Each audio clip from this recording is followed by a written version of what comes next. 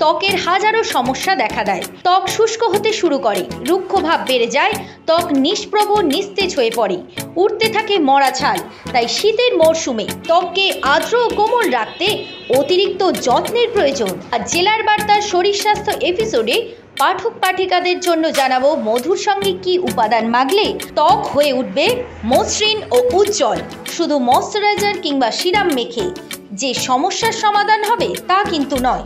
সপ্তাহে বেশ কয়েকদিন ফেস প্যাক লাগানো জরুরি। টক দই, মধু এবং আমন্ড অয়েলের মিশ্রণ শীতকালে ত্বকের সব সমস্যা চিরতরে নির্মূল করতে পারে। বাড়িতে কিভাবে তৈরি করবেন মধুর ফেস প্যাক?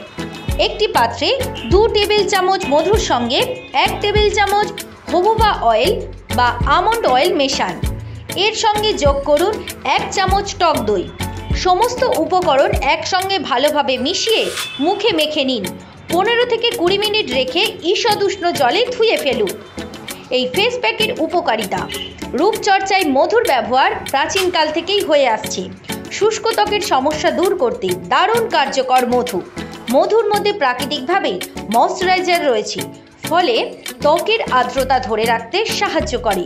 মধুর এই ফেস প্যাক ত্বক আর্দ্র রাখার পাশাপাশি কোলাজেন উৎপাদন বাড়ায়। তাছাড়া মধু নিস্তেজ ত্বকে উজ্জ্বলতা ফেরায়, ত্বক নরম করে এবং ত্বকের প্রদাহ প্রশমিত করতে পারে।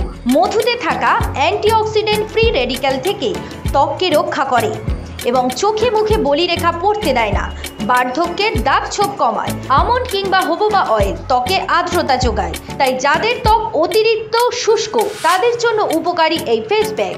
এছাড়া শীতকালে সকলেই শুষ্ক ত্বকের সমস্যায় ভোগেন, তাই শীতের মরশুমে মধুর ঘরোয়া প্যাক খুবই উপকারী হতে পারে।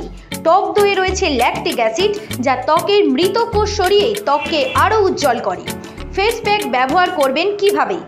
মুখে ফেস প্যাক প্রয়োগ করার আগে ক্লিনজার দিয়ে ভালোভাবে মুখ পরিষ্কার করে ধুয়ে নিন। মুখে মধুর এই প্যাকটি লাগিয়ে খানিকক্ষণ আলতো করে মাসাজ করুন।